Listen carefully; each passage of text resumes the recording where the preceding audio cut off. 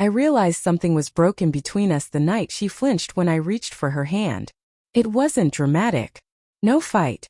No slammed doors. Just a tiny pull away, so soft it could have been mistaken for nothing, but it landed inside me like a hard stone. I remember staring at her across the couch while the TV kept talking in the background.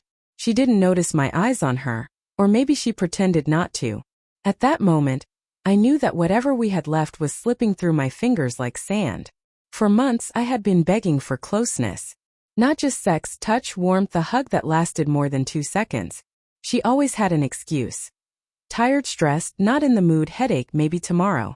I kept swallowing the rejection until even breathing felt heavy. Still I tried. God knows I did. I complimented her. I planned small dates. I cleaned the house, did the laundry, packed her lunch for work. She smiled, said thanks, but her smile never reached her eyes. And at night, she'd turn her back to me as soon as she lay down. I'd lie awake staring at the ceiling, wondering what I had done wrong.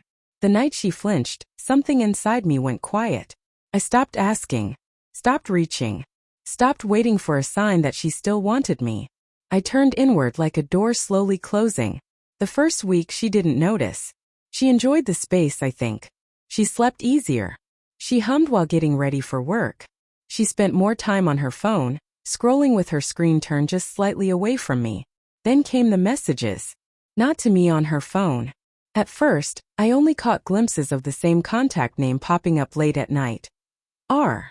Short replies from her. Short enough to hide, long enough to mean something. One evening as she showered, her phone buzzed on the counter. The preview flashed just enough for me to catch one line. I miss how open you were with me. It felt real.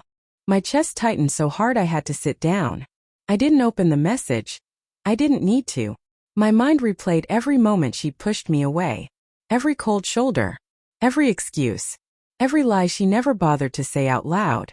When she came out of the shower, towel wrapped around her hair, she looked at me sitting on the edge of the bed. You okay? She asked. Yeah, I said. My voice didn't break. I don't know how. And that was the night my silence truly began. I didn't confront her. I didn't fight. I just stopped. Stopped trying to save something she had already handed to someone else. I brought home food and ate alone. I slept facing the opposite wall. I kept conversations short. Not rude, just empty. Like a man who no longer had anything left to give. First she liked it. She enjoyed the quiet. But then the quiet grew heavy.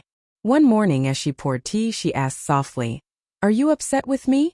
"No," I said. "I'm just tired." She studied my face like she was trying to read a language she'd forgotten. A few days later, she tried touching my arm while we sat at the table. I didn't pull away, I just didn't react. It was like her hand touched a wall instead of a person. Her fingers froze. "You've been distant," she whispered. I shrugged. "Just keeping space. You seemed happier that way." Her eyes flickered with something, fear maybe. It certainly wasn't guilt. That night she reached for me in bed. Her hand grazed my shoulder. I pretended to be asleep. Or maybe I pretended I wasn't pretending. Either way, she withdrew. The next day she came home early from work. I found her in the living room, pacing like a trapped bird. "We need to talk," she said. I nodded, leaned back, and waited for her to speak. She took a deep breath. "I feel like I'm losing you." A bitter laugh almost escaped me. Losing me? She had let go months ago. "What do you want me to say?" I asked quietly. "Anything," she said. "Just talk to me. You haven't touched me, you haven't looked at me, you don't even ask how my day is." "You didn't want my touch," I said. "You barely wanted me in the same bed." "That's not true." "Isn't it?" She froze. Her silence was louder than any confession. Her phone buzzed on the table. Same contact. Same letter. R. She didn't pick it up fast enough. I didn't need to ask who he was. She didn't offer an explanation either. We just stared at the phone lighting up between us like a small fire neither of us wanted to put out. "Who is he?" I asked. Her throat bobbed. "Someone I talked to a while ago." "Talked to," I repeated. "Is that what we call it?" "I never cheated," she shot back. "Emotionally," I said. "You left long before I did." Her eyes filled with tears. Real ones. Not the dramatic type you see in movies.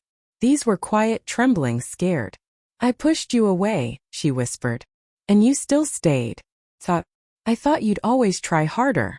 She wiped her cheeks. But when you stopped, it felt like the ground dropped under me. I didn't speak. I let the silence sit between us like a truth she had to face. You're not even angry, she said. That hurts more. I nodded. Anger means I'm still fighting for something. I'm not.